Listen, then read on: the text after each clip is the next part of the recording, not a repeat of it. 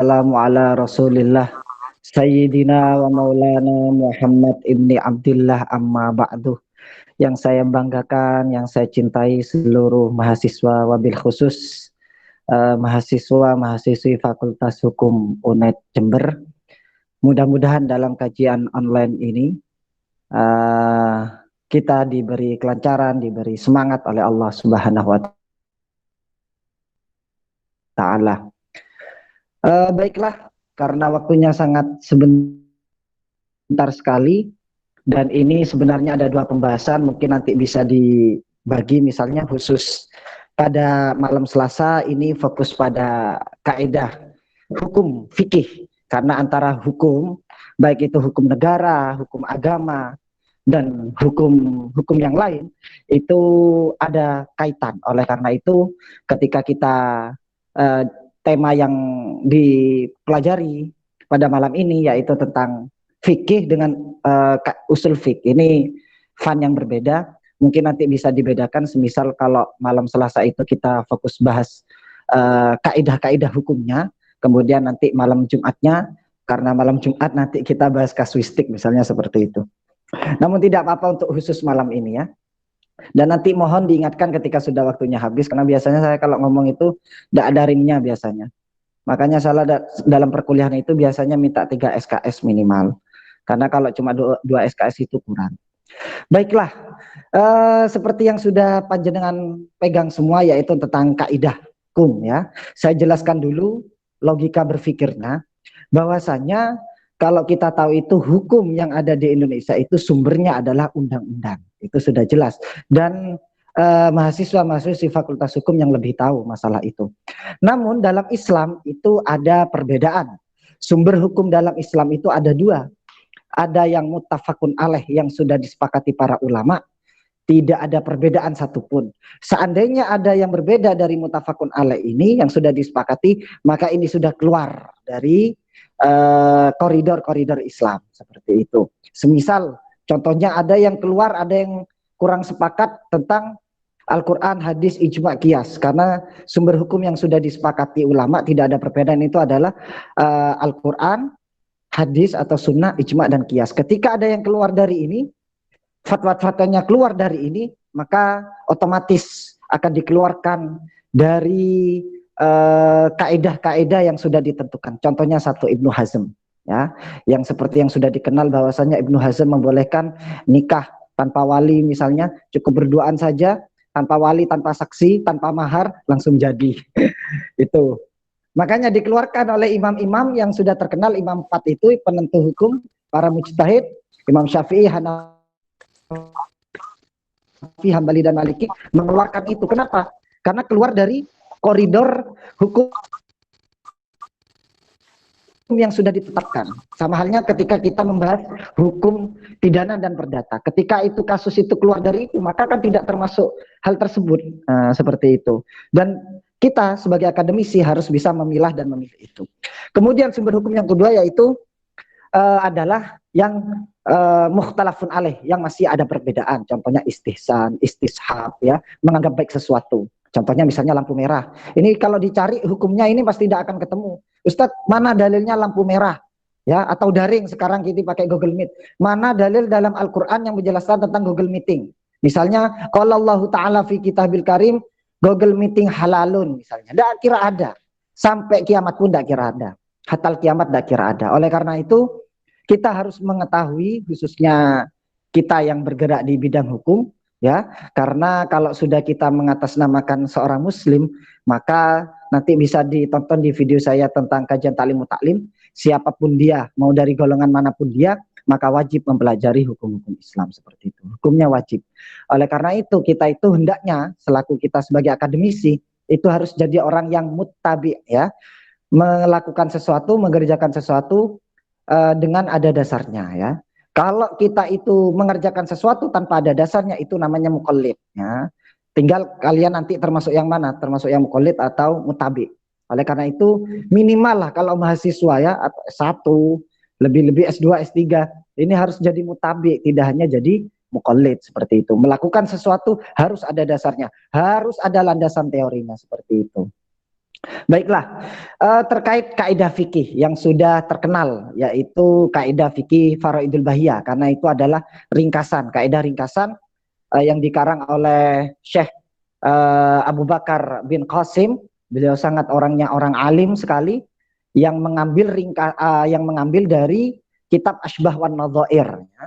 Karangannya Syekh Jalaluddin Imam Suyuti. Beliau memang ahli segalanya, ya, tafsir, ahli hadis, ahli Al-Quran, ahli fikih, ahli usul misalnya. Karena ceritanya kalau yang seperti sudah menyebar, Imam Suyuti itu lahirnya itu di perpustakaan. Nah, karena bapaknya waktu itu suka baca dan minta doa ke orang-orang alim, akhirnya lahirlah Imam Suyuti itu di perpustakaan, di tumpukan-tumpukan buku seperti itu. Akhirnya jadi orang hebat, ya. Kalau bahasa sekarang itu Grand Chef, ya, Grand Chef atau Grand Master atau Profesor lah seperti itu. Makanya kalau salah satu dari kalian semua ada yang lahir di perpustakaan, mungkin ciri-cirinya alamat jadi profesor seperti itu. Itu jadi sebenarnya kaidah fikih yang sudah ringkas ini adalah ringkasan dari kitab Asbah wan Nadhair karangannya Syekh Jalaluddin Imam Suyuti. Dan kaidah yang harus kita tahu, ada kaidah wajib, ya. Saya sudah membaca Asbah wan Nadhair dan juga Faraidul Bahiyah, bahwasanya kaidah 5 pokok. Nah, kaidah pokok ini yang akan menjadi sumber semuanya dari permasalahan-permasalahan fikih yang ada. Ya, kaidahnya apa saja yang 5 ini? Nah, ini yang kaidah penentu hukum dalam Islam. Kalau kaidah hukum pada undang-undang itu kalian yang lebih tahu seperti itu. Jadi ada kaidah wajib, ya, yang anak fakultas hukum harus tahu. Nah, karena ini nanti jadi landasan teori dalam menentukan hukum seperti itu. Ini yang dipakai oleh para mujtahid seperti itu.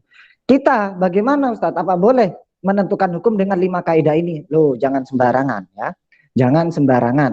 Kenapa? Karena kita satu, bukan orang mujtahid. Mujtahid itu siapa? Mujtahid itu orang yang mengerahkan seluruh kemampuannya dalam bidang hal agama dengan ketentuan yang sudah berlaku, ya. Misalnya seorang mujtahid itu harus hafal Al-Quran hadis, harus hafal ratusan ribu hadis, berserta sanad matannya lengkap, perawinya juga seperti itu. Kemudian harus mengetahui keadaan-keadaan yang sekarang. Kita tidak mungkin melakukan itu. Oleh karena itu, kita sebenarnya tidak usah repot-repot, karena hukum-hukum yang sebenarnya sudah ada itu sudah dipelajari, sudah ditentukan hukumnya oleh para mujtahid. Jadi mujtahid itu adalah orang yang bekerja keras, mengeluarkan seluruh daya dan upayanya, ya, dalam rangka menghasilkan suatu hukum seperti itu. Menggunakan apa? Alatnya menggunakan 5 kaidah pokok ini yang menjadi tolak ukur dalam penentuan hukum. Kita bagaimana, Ustadz, menerapkan? Boleh menerapkan ini dan menentukan ini, tapi berdasarkan hasil dari penjelasan atau pengambilan dalil dari para ulama. Kita tidak boleh menentukan sembarangan. Sama saja seperti panjenengan. Ini semester berapa saya kan tidak tahu. Semisal ketika sudah semester akhir, ya, saya karena sering bimbing juga, bimbing skripsi. Ketika bab kajian teori, kita tidak sembarangan menulis. Harus ada landasan teori, cantolan pendapat yang kita ambil. Kenapa? Karena kita itu siapa, ya? Saya dan antum semua ini kan siapa? Orang hebat juga bukan, profesor juga bukan. Jadi perkataannya itu tidak muktabar, masih belum dianggap penting seperti itu, dan belum memenuhi kriteria untuk dijadikan perkataannya atau pendapatnya itu sebagai landasan teori. Oleh karena itu, dalam menentukan 5 kaidah ini harus bijak berdasarkan hasil dari hasil yang sudah dikeluarkan oleh para ulama. Sama persis ketika kita ngerjakan skripsi, tesis maupun disertasi seperti itu. Landasan teori, apalagi akademisi, jangan sembarang kita hukumnya ini, hukumnya ini, hukumnya ini tanpa ada landasan teorinya seperti itu. Landasan teorinya apa? Ya bisa dari buku tulis, bisa dari Al-Quran, bisa tergantung, ya. Kalian juga seperti itu. Wabil khusus mahasiswa semuanya fakultas hukum, tidak hanya di skripsi maupun juga di makalah, harus ada landasan teorinya. Jelas undang-undangnya apa, hasilnya ini, terus cakupannya sampai mana seperti itu. Jadi harus bijak dalam menentukan. Kaidah 5 inilah yang menjadi tolak ukur dalam penentuan hukum Islam. Yaitu apa saja? Satu, yaitu al-umuru bimaqasidiha, ya. Segala perkara itu tergantung niatnya. Yang kedua yaitu al-yakinu la yuzalu bisyak. Keyakinan itu tidak bisa hilang karena ragu-ragu. Kemudian yang ketiga al-masyaqqah tajlibut taisir. Kesulitan itu mendatangkan kita kemudahan. Namun jangan disalahgunakan. Ustadz, saya kan tidak ada kuliah, terus sibuk ini, tidak sempat sholat, tidak sempat Jumatan, tidak sempat ini, tidak sempat itu, alasan itu ya. Kita bukan masyakoh di sini, kesulitan di sini adalah mendekati kematian seperti itu. Nanti ada penjelasan sendiri. Kemudian al-adat muhakamah, karena kebiasaan itu adalah bisa dihukumi juga sebagai dalil. Nah, karena adat-adat yang sudah ada seperti di Indonesia banyak adat tradisi yang sudah berlaku, kita tidak sembarangan untuk membubarkannya, tapi berdasarkan dalil seperti itu.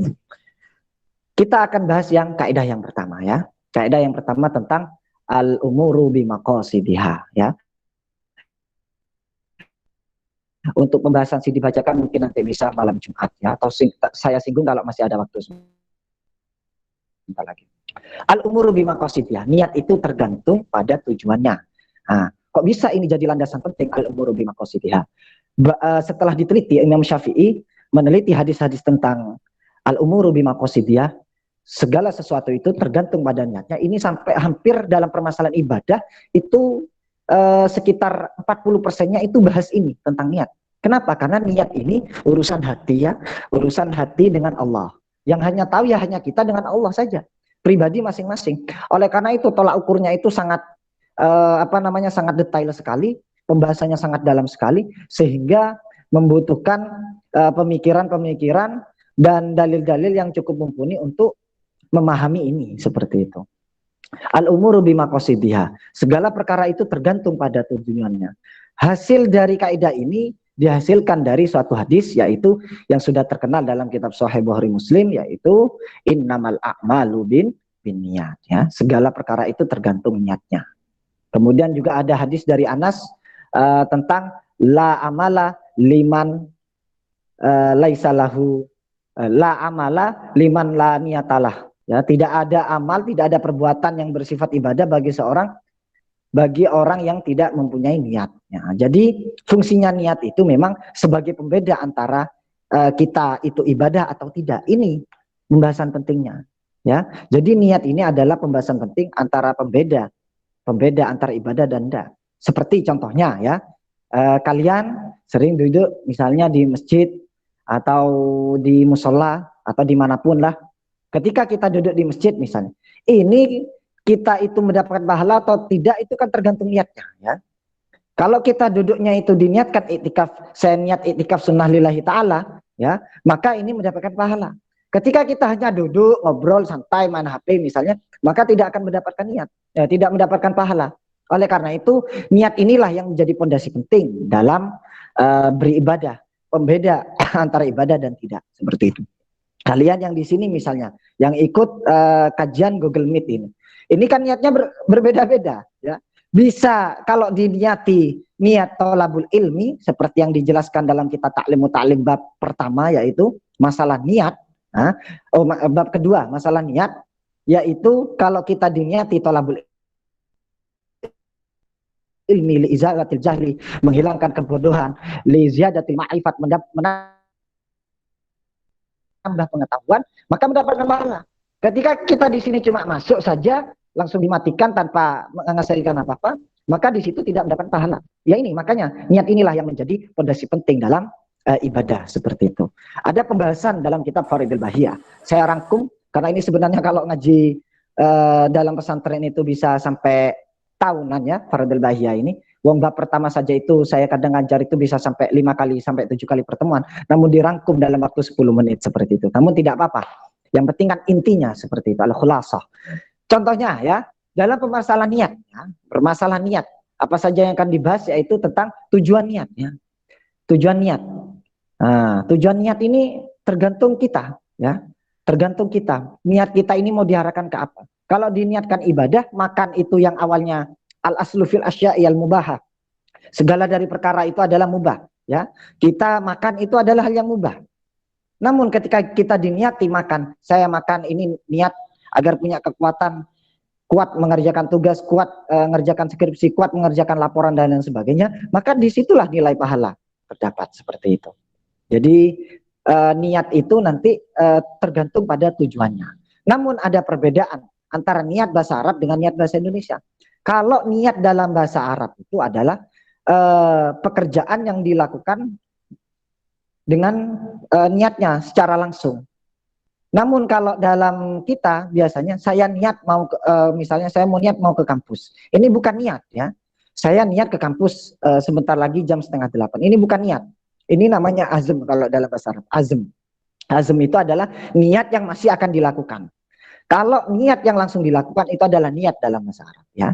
Itu perbedaannya. Ada niat, ada azm. Kalau niat ini berbarengan muktaronan bil af'al ya, bil a'mal, berbarengan langsung dengan perbuatannya. Kalau azm ini tidak berbarengan dengan niatnya. Nah, semisal ini yang laki-laki maupun perempuan ini yang mau melamar misalnya seorang laki-laki. Ini mahasiswa, Ustadz saya ingin melamar si dia, bukan meramal ya, melamar si dia ya. Ini kan masih ada niatan ya, niat yang belum dilakukan itu namanya azm seperti itu. Ini pembahasan niat. Terus permasalahan pengucapannya. Niat itu di mana tempatnya? Nah, tempatnya itu ada dalam hati. Semuanya ulama sepakat itu mahalluha fil qalbi. Kalau niat diucapkan itu namanya bukan niat ya. Itu namanya talaffuz biniat, yaitu mengucapkan niat. Hal ini ada perbedaan. Kalau kalian lihat banyak ustadz-ustadz atau guru-guru yang di luar sana, di luar pemahaman aswaja yang mengatakan, wah itu udah ada niat seperti itu, niat kok diucapkan, namanya bukan niat, itu adalah bid'ah. Nanti bisa tonton di video saya tentang talaffuz niat, mengucapkan niat, saya sudah bahas tuntas, bahwasanya kalau masalah niat, pengucapan niat ini memang ada hilaf. Namun bagi kita yang orang yang masih awam, ketika kita mengucapkan niat itu tidak masalah. Kenapa? Karena untuk membantu hati, liyusa'idul qalb ya. Misalnya mau sholat, usolli fardal maghribi salasa rakaatim. Jadi niat dulu. Sebelum takbiratul niat dulu di lisan. Kemudian ketika Allahu Akbar itu diucapkan dalam hati. Ya, seperti itu. Boleh, boleh hukumnya ya, khususnya bagi orang yang awam. Kenapa? Karena ini juga menghilangkan waswas lah, liizalatil waswas. Menghilangkan waswas sangat perlu untuk dibantu. Kemudian selain masalah tempat niat sudah di hati, kemudian masalah syarat-syarat niat ya. Syarat-syarat niat itu satu harus berakal, Islam. Kalau udah Islam ya tidak bisa, Islam berakal. Kemudian juga harus suci. Kalau semisal tidak suci bagaimana Ustadz? Tergantung ibadahnya ya, karena ada hal-hal yang tidak diperbolehkan, semisal perempuan yang ketika haid, nifas dan halangan misalnya. Ketika mengucapkan innalillahi wa inna ilaihi raji'un atau astagfirullahaladzim. Ini kalau diniatkan baca Al-Quran maka tidak boleh, hukumnya haram ya. Perkataan kalimat thayyibah yang harusnya mendapatkan pahala malah mendapatkan dosa. Kenapa? Karena dalam keadaan tidak suci. Kalau diniatkan dalam baca Al-Quran. Tetapi kalau itu hanya sekedar untuk berzikir maka tidak dipermasalahkan. Misalnya ya ada perempuan di sini ya, baik yang di pesantren, di kosan, di kontrakan dan lain sebagainya, ketika di kamar mandi ada ular. Nah, otomatis kita teriak astagfirullahaladzim misalnya seperti itu. Itu kan niat karena kaget. Nah, mengucapkan itu niat karena kaget. Bukan diniatkan untuk baca Al-Quran. Maka tidak apa-apa seperti itu. Karena ada memang syarat-syarat wajib untuk mengucapkan niat, yaitu satu, Islam, berakal dan suci. Ya, dan tamyiz. Kalau sudah berakal pasti tamyiz ya. Saya yakin kalau di sini sudah tamyiz dan berakal semua. Jadi memang kita tidak sembarangan dalam mengucapkan niat agar kita juga dapat mendapatkan pahala. Hal ini sangat penting. Niat itu harus berbarengan dengan pekerjaannya. Kalau tidak barengan dengan pekerjaannya, namanya azm. Ada ibadah yang memang tidak harus berbarengan dengan pekerjaannya, yaitu masalah puasa ya. Puasa itu kita, baik puasa sunnah maupun puasa wajib, kita kan niatnya malam hari. Apa boleh seperti itu? Boleh ya. Kenapa? Karena itu sangat liusril niat, karena susahnya niat membedakan ini sudah waktunya imsak atau sudah waktunya adzan atau belum. Oleh karena itu niat itu boleh dilakukan pada malam harinya seperti itu. Ini masalah niat ya, masalah niat. Jadi ada pembahasan memang menjadi pondasi penting seperti yang dikatakan Imam Syafi'i, seluruh hukum-hukum yang ada Islam itu memang 40%-nya itu terletak pada niat. Karena niat sebagai, kalau sudah niatnya salah dari awal, maka salah semua dari awal. Isa fasadat niatu fasada kullu, ya. Kalau sudah niatnya rusak, maka rusak semuanya. Ibadah kita sudah keliru ketika sholat, dari niatnya sudah keliru, maka seluruh ibadah yang kita lakukan keliru, nggak sah semuanya. Kita sudah niatnya ikut ke kampus tujuannya mencari ilmu, ketika sudah niatnya salah maka akan salah seterusnya. Oleh karena itu penataan niat, ya, nanti bisa dilihat di kajian Ta'limu Ta'lim bab 2 masalah niat, itu sudah saya bahas panjang kali lebar, tinggal ditonton nanti ya, seperti itu. Kemudian yang terakhir, karena waktunya mau habis, saya singgung sedikit. Nanti kalau ingin ada pertanyaan bisa ditampung semua, nanti bisa dibahas di pertemuan selanjutnya. Masalah CD bajakan. CD bajakan itu yang, tidak hanya CD sebenarnya yang dibajak sekarang, ya. Termasuk kita semuanya pasti sudah pernah membajak. Kita mengambil gambar seenaknya di Google, mengambil file, ya, mengambil file, kadang meretas dan lain sebagainya. Hal seperti itu apa diperbolehkan, ya? Kadang juga menfotokopi, mengkopi hal. Ulama sudah banyak yang membahas. Ternyata itu pembahasan lama itu, ya. Cuma bahasanya sekarang itu karena alat-alatnya baru. HP yang kita pakai ini HP bajakan ini, ya. HP-HP Cina itu kan HP bajakan semua. Termasuk HP-nya saya ini HP bajakan. Apakah boleh seperti ini? Jadi ini sudah pernah dibahas dalam kitab Fiqh Sunnah misalnya. Ini ulama al-Mu'asirah yang pengarangnya masih ada, itu Syekh Wahbah Zuhaili itu. Terus kemudian di Syarah Yaqut Nafis juga dijelaskan masalah CD bajakan atau hasil kopi bajakan, barang-barang bajakan dan lain sebagainya. Secara umum hal bajakan yang sudah memiliki hak cipta, ya, ini yang sudah memiliki hak cipta. Kalau bahasanya di Fiqh Sunnah itu sudah memiliki qawanin. Jadi sudah didaftarkan memiliki hak cipta, maka hal ini dilarang, ya, menurut fatwanya beliau. Status hukum fatwa itu boleh diikuti, boleh tidak. Kenapa? Karena kelas-kelas beliau seperti beliau itu bukan kelas mujtahid, tapi kelas mufti, orang yang beri fatwa seperti MUI. Ada fatwa MUI mengatakan seperti ini, game PUBG haram, itu fatwa, boleh diikuti, boleh tidak. Nanti tinggal tergantung madaratnya seperti apa, bahayanya seperti apa. Fatwa boleh diikuti atau tidak, tergantung maslahatnya larinya kemana. Kalau lebih banyak ke maslahatnya, maka menjadi wajib. Kalau lebih 50-50, maka menjadi mubah, seperti itu. Oleh karena itu, CD bajakan, makalah bajakan, makalah kopian dan lain sebagainya, HP bajakan, karena kita sering mengambil comot. Kadang itu kalau kita ngambil di Google, gambar-gambar di Google misalnya, itu ada istilahnya klaim hak cipta seperti itu. Berarti kan sudah masuk ke hak cipta. Bagaimana hukumnya? Kalau menurut Syekh Wahbah Zuhaili, itu ketika sudah barang atau CD atau apapun itu, atau buku misalnya, sudah didaftarkan hak cipta berdasarkan undang-undang, biasanya dalam buku itu kan ada tulisannya di belakang itu. Ketika kita mengcopy atau membaca ini, maka dendanya 100 juta dan juga mendapatkan hukuman 10 tahun misalnya. Maka hukumnya bagaimana? Ketika ada hal yang sudah pasti seperti itu, tidak boleh. Ya, tidak boleh. Kenapa? Karena haknya buku itu maupun cetakan buku itu, dan hak CD dan cetakan CD itu adalah hak pemiliknya, murni pemiliknya, ya, murni pemiliknya.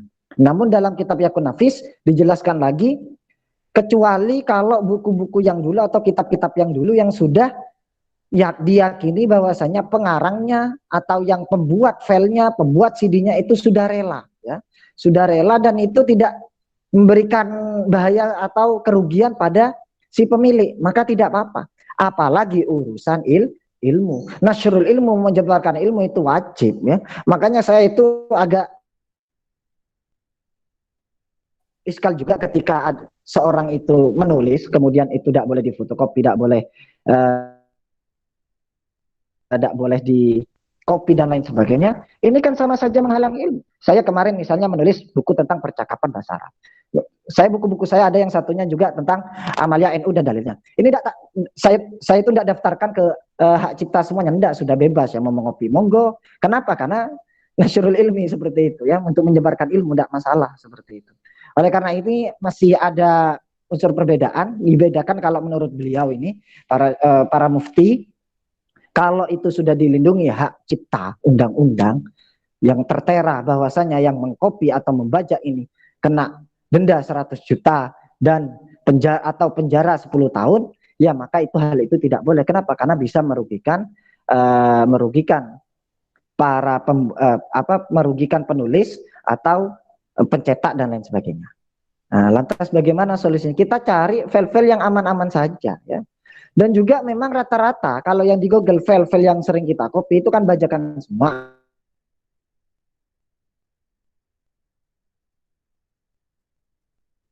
Itu harusnya kalau memang tidak mau di copy ya, tidak rela untuk disebarkan, ya jangan ditaruh di Google dan hal-hal yang bisa ditonton untuk halayak umum. Contohnya misalnya ya, kita punya foto kan kita taruh Instagram, Facebook, Twitter dan lain sebagainya. Nanti marah kita, ini kok ngambil foto saya sembarangan, ini nggak izin, ini berarti kan termasuk gosip seperti itu karena mengambil secara tidak izin. Lantas bagaimana? Ya salahnya sendiri kalau seperti itu. Kenapa kok ditaruh di Facebook, Instagram maupun WA atau lain sebagainya? Kan bisa dikunci seperti itu.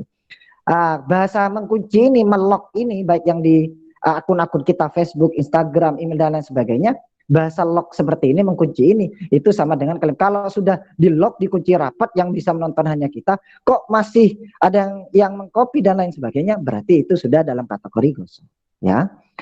Tapi kalau selama itu masih kita itu membiarkan sembarangan menaruh file-file kita sembarangan, kita kan sering upload gitu file kita, makalah kita pingin ditaruh, dilihat di Google, ditaruh blogger. Kalau yang suka bikin blogger ya, karena saya juga sering nulis di blogger, murid-murid itu naruh di blogger. Kalau ada yang ngopi bagaimana Ustaz? Gak apa-apa, sudah kopi semuanya. Ya kenapa? Karena salahnya kita berarti kalau seperti itu. Kalau memang tidak mau dikopas atau dibajak dan lain sebagainya, ya lindungi secara akun yang resmi, daftarkan ya. Kalau perlu daftarkan ke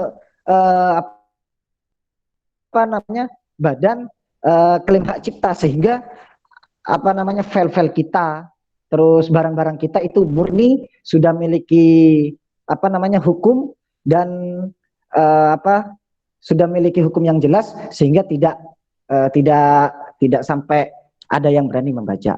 Mungkin itu kesimpulannya ya. Jadi kalau itu sudah termasuk pendaftaran, sudah didaftarkan ke klaim hak cipta dan memiliki undang-undang yang resmi, maka tidak boleh untuk membajaknya. Namun ketika itu yang dikaitkan adalah sama sekali tidak merugikan para penulis, misalnya kalau buku para penulis atau para pembuat CD dan lain sebagainya, maka tidak dipermasalahkan. Seperti itu ya. Ini sepertinya sudah ramai di grup, waktunya sudah habis. Monggo, silakan saya kembalikan ke moderator. Kurang lebihnya minta maaf. Akhirul kalam, wabillahi taufiq wal hidayah wal inayah. Wassalamualaikum warahmatullahi wabarakatuh. Waalaikumsalam warahmatullahi wabarakatuh. Oke, terima kasih Gus atas pemaparannya. Mungkin dari pemaparan dari Gusnya ada yang mau ditanyakan atau bagaimana, bisa ditulis di kolom komentar ataupun langsung ngomong, gak apa-apa, monggo. Tadi kok kayaknya ada yang tanya tadi ya. Monggo silakan. Saya mau nanya. Nggih, monggo. Tapi ini harus perkenalan dulu atau gimana? Ya, ya perkenalan, maka tidak tahu ini ya. Assalamualaikum warahmatullahi wabarakatuh. Nama saya Nur Amalia, saya dari Fakultas MIPA Universitas Jember. Sebelumnya mohon maaf Ustadz, karena pertanyaan saya mungkin kurang berbobot. Saya di sini hanya kurang jelas tadi yang 5 tolak ukur penentuan hukum. Yang nomor 3 saya tadi tidak dengar karena ngomongnya kecepatan. Mohon maaf. Terima kasih. Ini Alia murid saya ini ya, dari SMP ini Kak, sama Alia ini sudah kenal, pura-pura perkenalan dulu ini masih ya. Enggak apa-apa sudah. Kaidahnya nanti bisa di-share ke siapa ini? Ustadz siapa ini?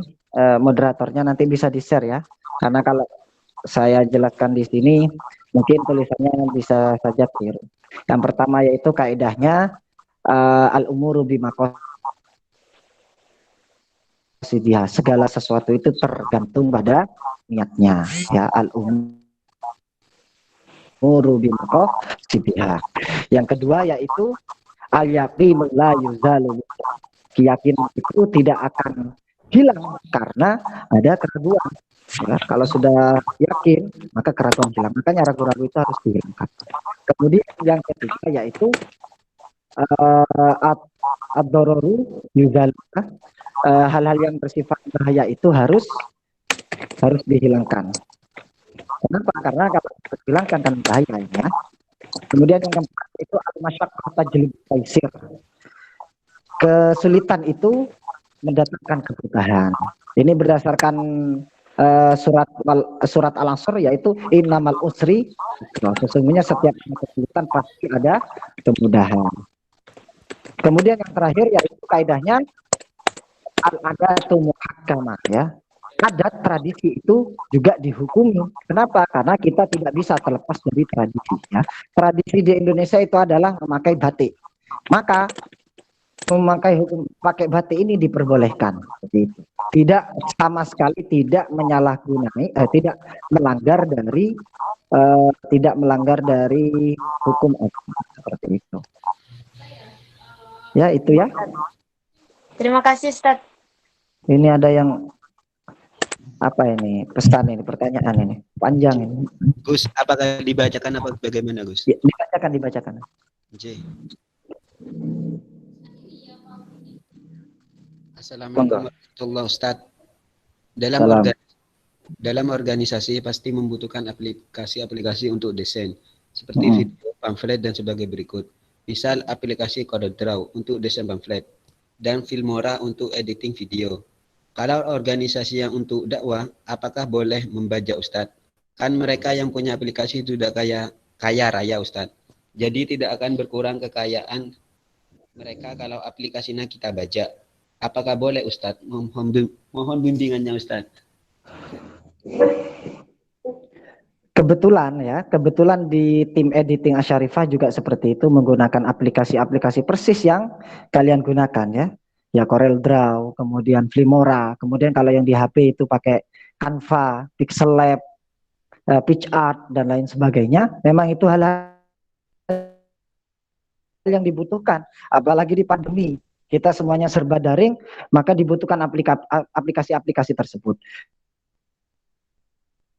Dan aplikasinya sebenarnya itu aplikasi resmi.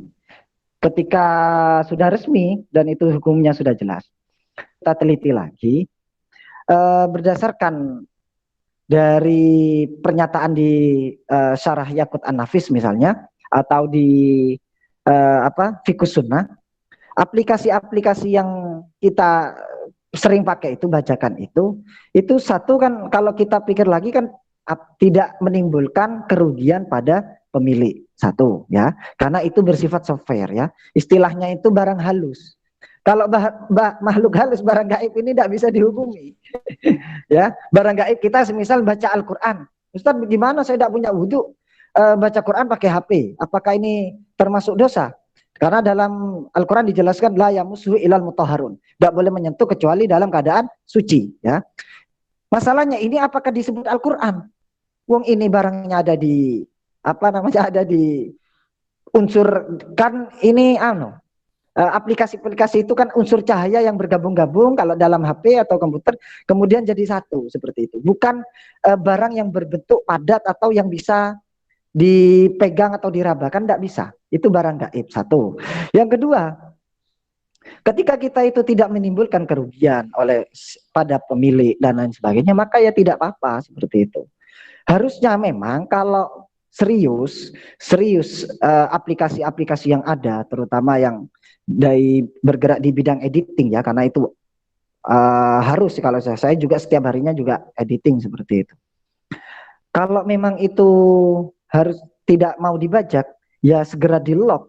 Kalau perlu hapus semuanya, wong sekarang bisa dideteksi semua. Kemarin saya install Windows yang sebelumnya itu terdeteksi oleh pusat. Nah, karena kita ketika upgrade, sedangkan tahu kalau Windows kita bajakan, maka otomatis Windows kita akan error. Bukan seperti itu ya. Bukankah seperti itu? Jadi Windows kita error terdeteksi karena saya upgrade nyambung WiFi. Akhirnya apa? Windows error. Jadi sana itu langsung membajak situs-situs Windows yang tidak ada, yang tidak resmi. Nah, sehingga saya ganti lagi Windows barusan ini, ganti Windows 7. Bacakan lagi seperti itu. Kenapa? Karena mereka juga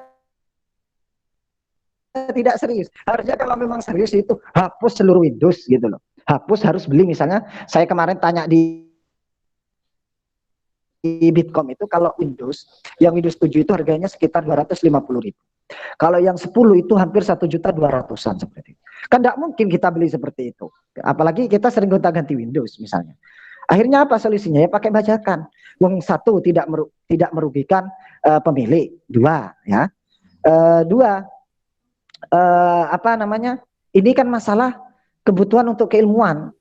Bagaimana kita nanti mau menyebarkan keilmuan dan hal-hal yang bersifat dakwah tanpa ini seperti itu.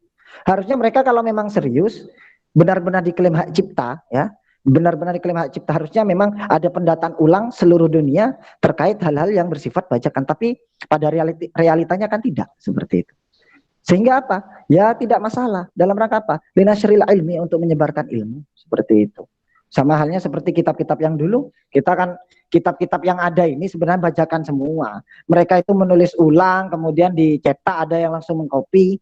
Ya, saya pernah datang di percetakan itu, bajakan semua kitab. Tapi kalau kita tidak ada kitab-kitab bajakan itu yang harganya murah-murah itu, atau buku-buku yang bersifat murah itu, maka otomatis kita nanti transfer keilmuannya kan kita kurang.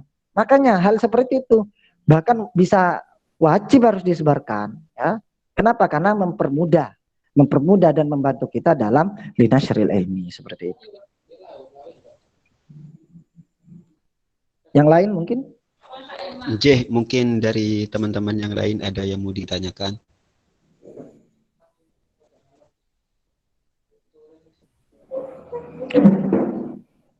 Jelas sudah ya? Jelas Gus. Tadi ada saran dari sahabat tadi waktu ini ada pertanyaan Gus, bagaimana Gus? Coba dibacakan. Munculnya sebentar soalnya 3 detik habis. Assalamualaikum Pak Ustadz, saya ingin bertanya. Tadi Bapak menerangkan bahwa niat harus suci. Apakah harus suci dari hadas besar atau kecil? Sama halnya dengan puasa, apakah harus suci dulu? Saya tadi bilang niat itu harus suci ketika disesuaikan, niat itu harus suci disesuaikan dengan bentuk ibadahnya, ya. Oleh karena itu saya tadi mengatakan niat itu permasalahannya itu sampai 40% dalam pembahasan-bahasan dalil hadisnya. Kenapa? Karena ini ruang lingkupnya terlalu banyak. Kemudian bagaimana mengenai syarat sahnya niat, ya. Salah satunya harus suci. Nah, ini tergantung pada bentuk ibadahnya. Ketika itu bersifat ibadah mahdhoh, ya, seperti sholat, ya, seperti sholat misalnya, maka wajib harus suci seperti itu. Dan juga memang tidak semua ibadah ya harus suci, enggak, ya. Contohnya misalnya puasa, kita niat enggak harus suci, ya. Kita niat berzikir, niat thalabul ilmi enggak harus suci, enggak, seperti itu. Namun ketika kita penempatan niat itu keliru, maka nanti juga akan bisa berbahaya. Contohnya seperti non sewu, orang yang berhalangan, ya, hadas besar misalnya, ya, laki-laki junub, kalau perempuan dengan haid misalnya. Ini ketika kita mengucapkan astagfirullah atau innalillah, ketika kita mengucapkan ini dalam rangka niat tilawatil Quran, baca Quran, maka tidak boleh. Kenapa? Karena tidak suci. Itu karena dalam keadaan berhadas. Tetapi kalau kita diniatkan berzikir, maka tidak masalah, ya. Kita kan sering jatuh astagfirullahaladzim, innalillah dan lain sebagainya. Maka tidak, kalau diniatkan untuk berzikir, niatnya ini, penempatan niat ini mau diarahkan kemana? Kalau diarahkan niat ke zikir, maka tidak dipermasalahkan karena kelebihan zikir. Nah, ini salah satu nanti bisa dilihat di channel YouTube saya ini ya. Zikir ini, kehebatan zikir ini bisa dibaca kapanpun dan dimanapun ya. Kapanpun dan dimanapun, bahkan di di toilet misalnya boleh. Yang penting di hati. Kenapa? Karena kalau mengucapkan asmaul mu'adzam di tempat mawatini syaiton yang kotor-kotor itu tidak boleh.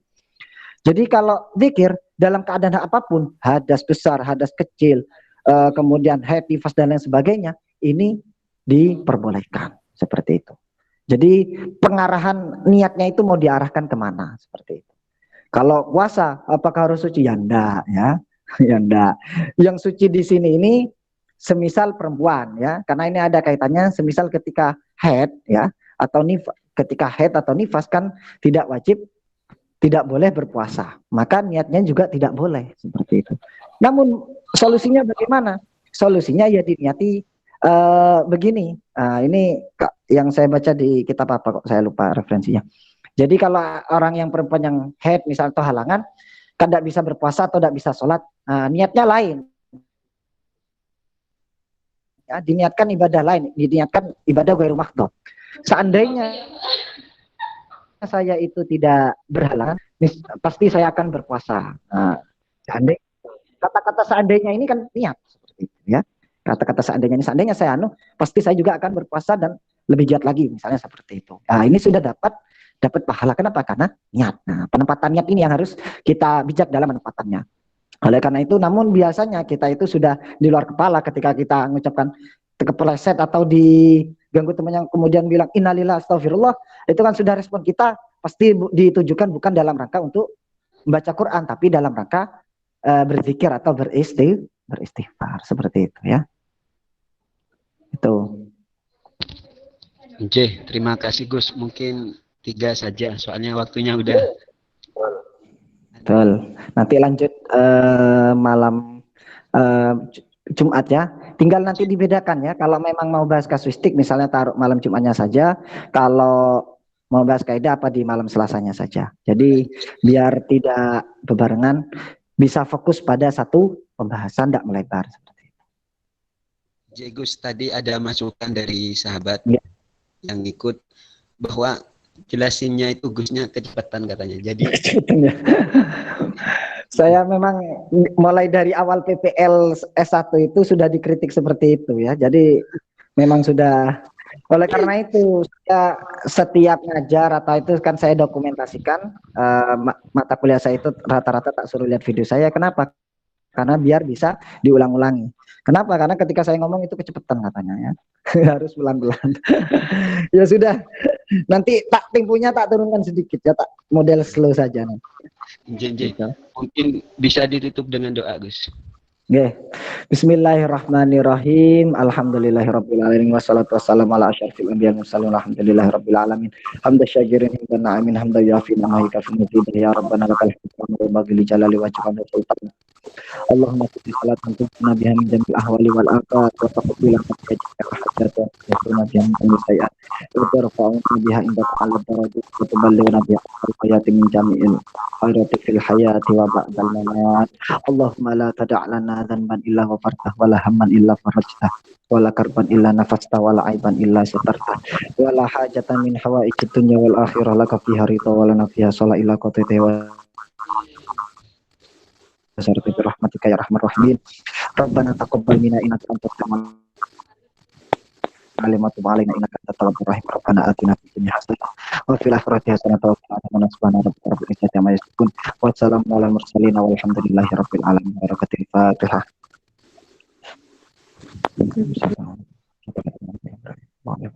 Amin.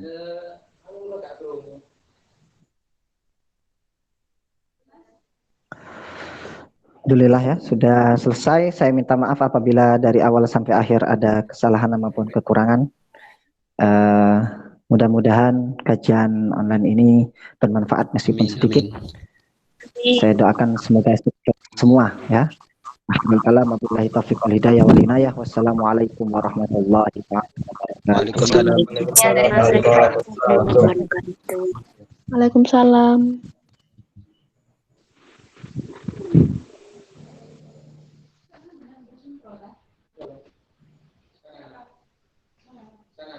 Masih dan skripsi yo. Paling sih sebenarnya.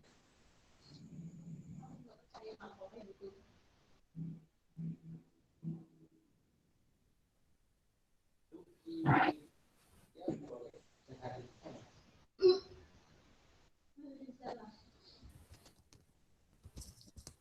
Pak Rahmadi ngechat. Tidak tahu. Tadi. Itu apa sih namanya? Enggak. Apa itu? Gaduh-gaduh.